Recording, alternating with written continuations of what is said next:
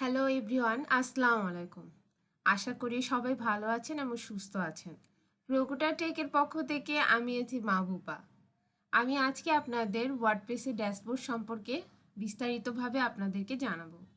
আর আপনি যদি আমার চ্যানেলে নতুন হয়ে থাকেন তাহলে সাবস্ক্রাইব করে পাশে থাকা বেল আইকনটা প্রেস করে দিবেন আর শেয়ার করে সকলকে দেখার সুযোগ করে দিন। চলুন আমরা মূল টপিকসে চলে যাই। তো গত পর্বে আমি একটা লোকাল হোস্টে ওয়ার্ডপ্রেসটা সেট আপ করে দেখাইছিলাম আপনাদের, এবং সেটা ছিল ওয়েবসাইট সিরিজ নামে একটা এটা লোকাল হোস্টে একটা ওয়েবসাইট সিরিজ নামে একটা ওয়ার্ডপ্রেস। দেখুন আমি এটা ওপেন করে রাখছি। তো আমরা এইটা সেট আপ করেছিলাম। আজকে আমরা এই ড্যাশবোর্ড সম্পর্কে জানবো। এখানে দেখুন ওয়ার্ডপ্রেসে কিছু বাম পাশে আমরা কিছু জিনিস দেখতে পাচ্ছি, যেমন পোস্ট, মিডিয়া, পেজ, কমেন্ট, তারপর অ্যাপিয়ারেন্সের মধ্যে থিম এডিটর, প্লাগইন, ইউজার, টুল সেটিং আর কলাপস মেনু। তো আমরা যারা একেবারে নতুন বিগিনার, তারা যখন আমরা ওয়ার্ডপ্রেসটা সেট আপ করি তখন আমরা এই ড্যাশবোর্ডের এই জিনিসগুলো কিভাবে কাজ করব সেগুলো বুঝতে পারি। তো ভিডিওটা যেহেতু একেবারে বিগিনারদের জন্য, সো আমি সেই জন্য প্রতিটা জিনিস একটু বিস্তারিতভাবে আলোচনা করছি। যারা অ্যাডভান্স লেভেলে আছেন তারা ভিডিওটা অ্যাভয়েড করবেন, যারা বিগিনার এই ভিডিওটা তাদের জন্য। সো চলুন আমরা একটু দেখে আসি যে ওয়ার্ডপ্রেসে আসলে কি কি অপশনগুলো থাকে আমাদের করার জন্য। তো ওয়ার্ডপ্রেস এটা ড্যাশবোর্ডে আসার পর ফার্স্টে আমরা যেটা দেখতে পাই পোস্টের মধ্যে দেখুন অল পোস্ট আছে, অ্যাড নিউ, ক্যাটাগরি, ট্যাগ। তো আমরা যখন কোনো পোস্ট করি, পোস্টের জন্য একটা নির্দিষ্ট ক্যাটাগরি আমরা জানি, নির্দিষ্ট ক্যাটাগরির মধ্যে আমাদের পোস্ট করতে হয়। সেই জন্য এই ক্যাটাগরিতে আমরা সেই ক্যাটাগরিটা বানাতে পারবো। সেই ক্যাটাগরিতে একটা ট্যাগ লাগে, মানে কোন ট্যাগ আপনারা দিতে চান সেই ট্যাগ আমরা এখান থেকে বানাতে পারবো। আর অল পোস্ট মানে যখন আপনি অনেকগুলো পোস্ট করবেন, সেই পোস্টগুলো এই অল পোস্টে যখন আমি দেখাই অল পোস্ট, এই যে দেখুন এখানে দুইটা পোস্ট আছে, এখানে দুইটা পোস্ট করা আছে বলে বিধায় এখানে দুইটা পোস্ট দেখা যাচ্ছে। আর এখানে থেকে যদি আমি অ্যাড নিউতে যাই,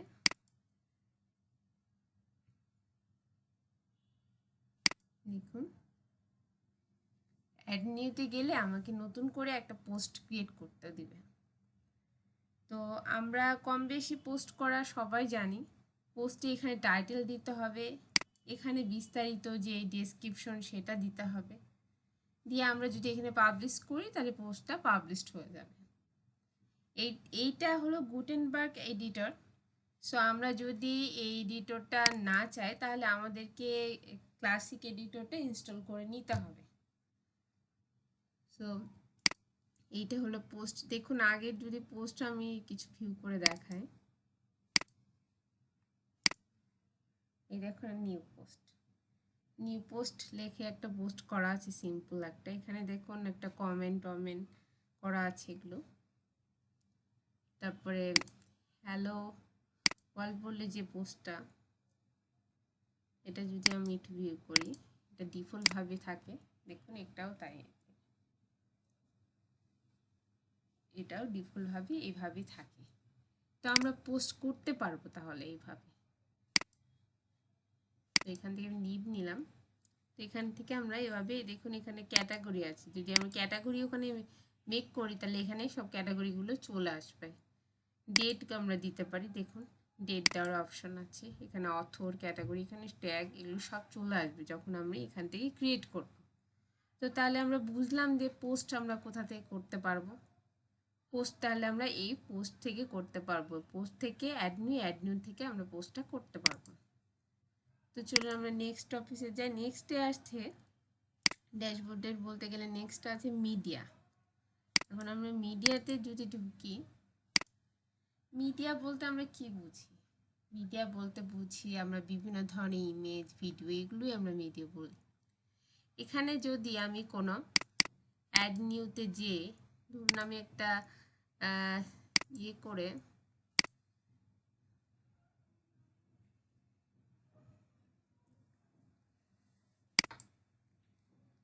এই মিডিয়াটাই সিলেক্ট করলাম, দেখুন এখানে একটা ছবি আমি ডাউনলোড করলাম, এটা যদি আমি কেটে দিই, দেখুন এটা আমার চলে আসলো মিডিয়া ফাইলে।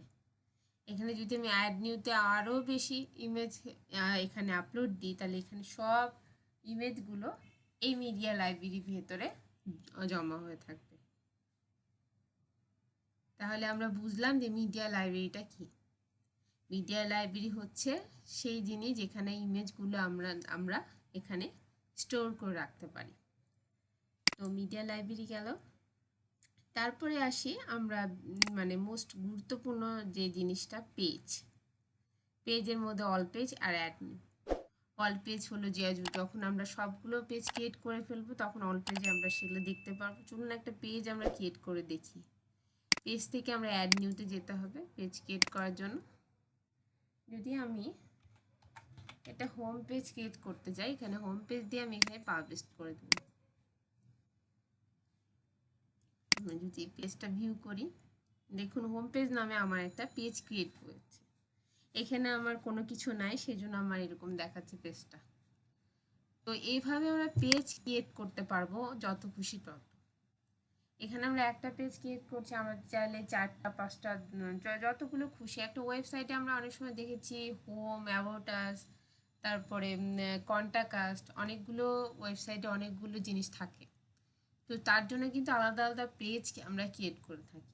এই যেরকম আমি দেখুন এই অল পেজে যদি আমি দেখুন এই যে আমার হোম পেজটা আমি ক্রিয়েট করলাম, এই হোম পেজটা ক্রিয়েট হয়ে গেছে। ডিফল্টভাবে প্রাইভেসি পলিসি আর স্যাম্পল পেজটা কিন্তু থেকে যায়। এটা আপনারা যখন ইনস্টল করবেন তখন দেখবেন যে এই দুইটা পেজ অলরেডি ড্যাশবোর্ড ডিফল্টভাবে থাকে। তো দেখুন আমরা হোম পেজটা ক্রিয়েট করেছি, হোম পেজটা এখানে দেখাচ্ছে। তো এইভাবে হোম পেজের মতো আমরা আরও কয়েকটা পেজ ক্রিয়েট করতে পারবো। তাহলে বোঝা গেল যে পেজ আমরা কোথা থেকে ক্রিয়েট করতে পারবো। আমরা এই পেজে যে পেজ থেকে অ্যাড নিউতে গেলে সেখানে আমরা একটা টাইটেল দিয়ে পাবলিশ করলে সে পেজটা ক্রিয়েট হয়ে যাবে। আশা করি আপনারা বুঝতে পারছেন পেজ কীভাবে ক্রিয়েট করতে হবে। তো তারপরে আসি আমরা কমেন্টে। কমেন্ট আমাদের এই অপশনটা তেমন বেশি লাগে না কাজে ওয়েবসাইট মেকের ক্ষেত্রে। এই কমেন্টে বেসিক্যালি আপনি যখন কোনো পোস্ট করবেন সেই পোস্টে যে কমেন্টগুলো থাকে সেই কমেন্ট আপনারা এখান থেকে কন্ট্রোল করতে পারবেন। মানে কোন কমেন্ট আপনি শো করবেন, কোন কমেন্ট আপনি স্প্যামে রাখবেন, বা কোন কমেন্ট আপনি ডিলিট করে দিবেন, বা কমেন্ট অপশন থাকবে কিনা, এই সব কিছু আপনারা এই ড্যাশবোর্ড থেকে এই কমেন্টের এই অপশন থেকে আপনারা কন্ট্রোল করতে পারেন। তো এই অপশনটা আমাদের তেমন লাগে না। তো বেসিক্যালি এইটা এই কাজে বুঝতে পারলেন আশা করি কমেন্টটা পোস্টের ক্ষেত্রে বেসিক্যালি। তো তারপরে আমরা নেক্সটে যাই হলো অ্যাপিয়ারেন্স। এটা খুবই গুরুত্বপূর্ণ, কারণ ওয়েবসাইট মেকের ক্ষেত্রে অ্যাপিয়ারেন্সের যে থিমটা এটা আমাদের অবশ্যই কাজে লাগবে। এখন যারা একেবারে আমরা বিগিনার আছি তারা ভাবতে পারে যে থিমটা কি। আমি যদি এই ওয়েবসাইটে একটু ভিজিট করি, ডিফল্টভাবে যেটা থাকে দেখুন এখানে একটা ডিফল্টভাবে ওয়েবসাইট, একটা ডিফল্ট, এটাও একটা থিম। থিম বলতে এটা পুরো ওয়েবসাইটের একটা কাঠামো। দেখুন এটা একটা ব্ল্যাক অ্যান্ড হোয়াইট একটা কাঠামো দেওয়া আছে। সেই রকম আমরা এখানে দেখুন 2022 এটা ডিফল্টভাবে দেওয়া আছে আমাদের কাঠামো। এখানে অ্যাস্ট্রা আছে, এখানে আরও থিম আছে। দেখুন এখান থেকে যদি আমি অ্যাড নিউতে যাই, এখানে প্রচুর থিম আমরা দেখতে পাবো। তাহলে আমরা কি দেখলাম, অ্যাপিয়ারেন্স থেকে থিম থেকে যদি আমরা অ্যাড নিউতে যাই, দেখুন পপুলারে কতগুলো থিম আমরা দেখতে পাচ্ছি, কত সুন্দর সুন্দর থিমগুলো। এগুলো সবই ফ্রি থিম। আমি গত পর্বে একটু বলেছিলাম আপনাদের ফ্রি থিম আর পেড থিম সম্পর্কে একটু বেসিক ধারণা দেওয়ার জন্য। ফ্রি থিমের ধারণাটা আজকেই পেয়ে যাবেন আপনারা। ফ্রি থিম ডিফল্টভাবে এই ফ্রি থিমগুলো দেওয়া থাকে আমাদের ওয়ার্ডপ্রেসে। আপনারা ওয়ার্ডপ্রেস সেট আপ করার পর যখনই অ্যাপিয়ারেন্স থেকে থিম এবং থিম থেকে অ্যাড নিউতে যাবেন তখনই এই পপুলারে অনেকগুলো দেখতে পারবেন। তারপর আপনার লেটেস্টে যান, লেটেস্টেও কিছু থিম দেখতে পারবেন। লেটেস্টেও দেখুন কত সুন্দর সুন্দর থিমগুলো। এই থিমগুলো দিয়ে ইনস্টল করে আপনারা কাজ করতে পারবেন। ইভেন কোনো ক্লায়েন্ট অনেক সময় যদি থিম কিনে দিতে না পারে পেড থিম, তখন আপনারা যদি এই ফ্রি থিমগুলো তাদের দেখান, তারা যদি এখান থেকে কোনো ডেমো পছন্দ করে, তাহলে আপনারা এই থিমগুলো দিয়ে, এখানকার যে ডেমোগুলো দিয়েও আপনারা কাজ করে ক্লায়েন্টের ডেলিভারি দিতে পারেন যদি তারা চায়। তো ফেভারিটে কিছু নেই, পপুলার আর লেটেস্ট এই দুইটা। তো তাহলে বোঝা গেল ফ্রি থিম আর পেড থিম। ফ্রি থিমগুলো আমরা এই ভিতরেই পেয়ে যাব, আর পেড থিমগুলো আমাদের থিম ফরেস্ট থেকে কিনে নিতে হবে। তো যখন আমরা পেড থিম দিয়ে কাজ করব তখন সেটার ব্যাপারে তখন বিস্তারিত আপনাদের জানানো হবে। তো বোঝা গেল তাহলে থিমটা কি। থিম হচ্ছে কাঠামো, যে থিমের ভিতরে আমরা সব কিছু ওয়েবসাইটের সব কিছু জিনিস সংরক্ষণ করে ওখানে রাখবো, এবং সেই জিনিসগুলো আমরা সুন্দর করে সাজিয়ে গুছিয়ে একটা সুন্দর ওয়েবসাইট বানাবো। তাহলে থিম আমাদের এই জন্য কাজে লাগে। তো তারপরে অ্যাপিয়ারেন্সের ভিতরে দেখেন এডিটর বলে একটা অপশন আছে, যদিও এডিটরটা আমাদের তেমন কাজে লাগে না। এডিটর এখানে একটা এডিট করার জন্য, থিমটা এডিট করার জন্য এখানে দিয়েছে ডিফল্ট থিমটা। তো আমরা এই এডিটর দিয়ে কখনোই কাজ করব না, কারণ এটা আমাদের তেমন কাজে লাগে না। তো তাহলে আমরা বুঝলাম অ্যাপিয়ারেন্সটা কী জিনিস, অ্যাপিয়ারেন্সের মধ্যে কী আছে এবং অ্যাপিয়ারেন্সের মধ্যে থিমটা কী জিনিস। তাহলে আমরা মনে হয় আপনাদের ক্লিয়ার হয়ে গেছে। তাহলে পরবর্তীতে আসি আমি প্লাগইন। আচ্ছা, প্লাগইনের মধ্যে আসলে আমরা কী দেখতে পাই? দেখুন, প্লাগইনের মধ্যে আমরা প্লাগইন যেগুলো ইনস্টল থাকে সেই ইনস্টলগুলো আমরা দেখতে পাই। আর এখন যদি আমি কোনো প্লাগইন আপনি ইনস্টল করতে চান বা আমি করতে চাই, তাহলে আমরা কি করতে হবে? প্লাগইন থেকে আমাদের অ্যাড নিউতে যেতে হবে। প্লাগইন থেকে আমরা অ্যাড নিউতে যাব। দেখুন, অ্যাড নিউতে গেলে এখানে যদি আমি বিভিন্ন ধরনের প্লাগইন সার্চ করি, দেখুন আমি বিভিন্ন ধরনের প্লাগইন যদি সার্চ করি, এখানে সেই প্লাগইনগুলো শো করবে এবং সেখান থেকে আমরা ইনস্টল করে নিতে পারবো। আর যদি কোনো পেড প্লাগইন আমাদের আপলোড দিতে হয়, তাহলে কি করতে হবে? তখন আমরা এই আপলোড প্লাগইনে ক্লিক করে এখানে চুজ ফাইল যদি আমি দিই, তাহলে আমি এখান থেকে যে প্লাগইনটা ইনস্টল করতে যাচ্ছি সেই প্লাগইনটা এখানে এই চুজ ফাইল দিয়ে ইনস্টল করে, এখানে ইনস্টল না দিয়ে এটা ইনস্টল হয়ে যাবে। তো যখন আমি প্লাগইন ইনস্টল দেবো তখন ডিটেলসভাবে আরও আপনাদের দেখাতে পারবো। তো এই মোস্ট ইম্পর্টেন্ট বলতে এই জিনিসগুলো এই ড্যাশবোর্ডে আমাদের বেশি ব্যবহৃত হয়। তারপর যে টুলসে আসছি, টুলসে দেখুন কি আছে, available tools, import, export, site health, export personal data, erase personal data, WP reset, theme file editor, plugin file editor. এখানে ইম্পোর্ট মানে কি? কোনো জিনিস যদি আমি এখানে থেকে ইম্পোর্ট করতে চাই, মানে এখান থেকে আমি একটা ব্যাকআপ নিলাম বা ডাউনলোড করে নিলাম, সেটা আমি অন্য জায়গায় ইউজ করব, তাহলে সেটা ইম্পোর্ট করে ফেলবো।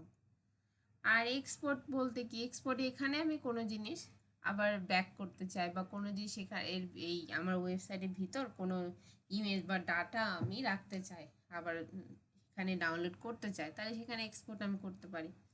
এখানে এক্সপোর্ট পার্সোনাল ডাটা বলতে সেটাই বোঝাচ্ছে। আর ইরেজ পার্সোনাল ডাটা, যদি আমি কোনো পার্সোনাল ডাটা মুছে দিতে চাই তাহলে আমরা এখান থেকে মুছতে পারবো। আর ডাব্লিউপি রিসেট, এটা আমার যেহেতু ইনস্টল করা আছে সেই জন্য এখানে আসছে। সো ইনস্টল করা না থাকলে আপনাদের আসবে না। ডাব্লিউপি রিসেট মেনলি এই আমরা যদি ওয়েবসাইট, ধরেন এখানে আমি একটা কাজ করছি ওয়েবসাইটে, এখন আমি এই ওয়েবসাইটে সে কাজটা চাচ্ছি না, সেই কাজটা পুরোপুরি ডিলিট করে একদম ওয়েবসাইট ইনস্টল করার সময় যেরকম থাকে সেই অবস্থায় আমি নিয়ে আসতে চাচ্ছি, তখন আমি ডাব্লিউপি রিসেট এই প্লাগইনটা ইনস্টল করে এখানে রিসেট করলে একটা পূর্বের অবস্থায় ফিরে আসে। সো আমি এটা ডাব্লিউপি রিসেট করেছিলাম, তো সেই জন্য আমাকে এখানে ডাব্লিউপি রিসেটটা দেখাচ্ছে। সো এই হচ্ছে মেনলি ব্যাপার। আর এখানে সেটিং থেকে কিছু বিষয় আপনাকে দেখাতে হবে, তো ইম্পর্টেন্ট বিষয়। সেটিং থেকে জেনারেলে গেলে, এখানে জেনারেলে আপনি যেটা করতে পারবেন, এখানে দেখেন সাইট টাইটেল আর ট্যাগ লাইন দুটো দেওয়া আছে। এখান থেকে আপনি চাইলে চেঞ্জ করতে পারবেন। এখানে মাই ওয়েব আছে, তো দিতে আপনি এখানে যদি দেন আপনার ওয়েবসাইটের নাম, যদি ধরুন আমি অ্যাস্ট্রা নামে একটা ওয়েবসাইট ক্রিয়েট করলাম, অ্যাস্ট্রা দিলাম, তা ট্যাগ লাইন দিলাম জাস্ট অ্যানাদার ওয়ার্ডপ্রেস না দিয়ে ওয়েবসাইটটা দিয়ে দিলাম, না অ্যাস্ট্রা ওয়েবসাইট লিখলাম, এখানে দিলাম বিজনেস ওয়েবসাইট। আপনি যা খুশি আপনারা ইচ্ছা মতো দিতে পারেন। তো দিয়ে আপনি যদি এগুলো কিছুই চেঞ্জ করবেন না, এগুলো চেঞ্জ করার কোনো দরকার নেই। দেখুন আপনার ইমেল অ্যাড্রেস যা যা আছে একটু এইভাবেই থাকবে। আপনি জাস্ট এখানে সেভ চেঞ্জ দিয়ে দেবেন, আপনার কাজ শেষ এখানে। তারপরে আসেন রাইটিংয়ে। রাইটিংয়ে দেখুন এখানে রাইটিংয়ে আনক্যাটাগরাইজ আছে, ডিফল্ট পোস্ট আছে, এগুলো আমরা কিছু করব না, এটা জাস্ট সেভ চেঞ্জ থেকে যাবে। তারপরে আসি আমরা রিডিংয়ে। রিডিংয়ে একটা ইম্পর্টেন্ট জিনিস, যখন আমরা কোনো ওয়েবসাইট মেক করব তখন সেটা স্ট্যাটিক্স পেজ হিসেবে আমাদের এখানে পোস্ট না পেজ হিসেবে কাজ করবে। দেখুন আমি এখানে একটা পেজ ক্রিয়েট করছিলাম কিছুক্ষণ আগে, অল পেজে যাই, এই যে হোম পেজ ভিউ করি, এই যে হোম পেজ, কিন্তু এটা আমার তখনই ভিউ হবে যখন আমি রিডিং থেকে এই স্ট্যাটিক্স পেজটা সিলেক্ট করে দিব এবং হোম পেজে এসে আমি এই হোমটা দেখিয়ে দিব তাকে, তবে সে এটা হোম পেজটা আমার দেখাবে। তাহলে আমি দেখুন যদি এখানে রাখি আর এটা যদি আমি ভিউ করি, দেখুন আমার কিন্তু হোম পেজটা আসছে না। তো হোম পেজটা আসার জন্য তাহলে আমাদের কাজটা কি করতে হবে, এই রিডিং থেকে যেতে হবে, রিডিং থেকে যেতে হবে স্ট্যাটিক পেজ, পেজ থেকে এই হোম পেজে যেই সিলেক্ট অপশনে যে হোমটা, সেটা যে পেজটা আমি দেখাতে চাচ্ছি সেটা দেখাই দিতে হবে। পোস্ট পেজের ডিফল্টভাবে এটা রেখে দিতে পারেন, এখানে সেভ চেঞ্জ দিয়ে দেবেন। এখন দেখুন আমি যদি সাইটে ভিজিট করি, দেখুন আমার হোম পেজটা কিন্তু চলে আসছে, কারণ আমি যা কাজ করবো এই হোম পেজটা এখন আমি ওয়েবসাইটে শো করবে। তো বোঝা গেল রিডিংয়ের কাজ কি। ডিসকাশন মিডিয়া এগুলো আমাদের দরকার হয় না, যেটা দরকার হয় আমাদের পারমালিঙ্ক।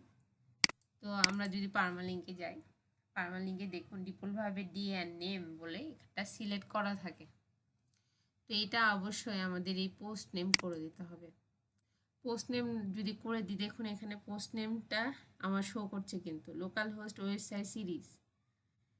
এইটা যদি আমি পোস্ট নেম না করি তাহলে এটা শো করবে না, যার ফলে আমরা যখন কোনো ওয়েবসাইট মেক করব তখন আমাদের যে লিঙ্কটা থাকবে সেই লিঙ্কে আমাদের ওয়েবসাইটের নেমটা, পোস্টের যে নেমটা সেটা শো করবে না। তো এটা খুবই জরুরি, পোস্ট নেমটা সিলেক্ট করে দেবেন। যখনই কোনো ওয়ার্ডপ্রেসে আপনারা কাজ করতে আসবেন, শুরুতে আপনাদের এই রিডিংটা আর পারমালিঙ্কের পোস্ট নেমটা এটা অবশ্যই চেঞ্জ করে দেবেন, তা না হলে কিন্তু আপনারা কাজ করলে সেটা ভালোভাবে দেখতে পাবেন না। আর বাকি যে এই অপশনগুলো আমাদের তেমন কাজে লাগে না, সো আমি হয়তো এগুলো বলতে চাচ্ছি না। সো আশা করি আশা করছি ওয়ার্ডপ্রেসের ড্যাশবোর্ড সম্পর্কে আপনাদের আর কোনো অসুবিধা নেই, আপনারা ভালোভাবে বুঝে গিয়েছেন। আর আমার ভিডিওটা যদি ভালো লেগে থাকে তাহলে লাইক কমেন্ট শেয়ার করবেন, আর নতুন নতুন আপডেট পেতে সাবস্ক্রাইব করে আমার সাথেই থাকবেন। ধন্যবাদ।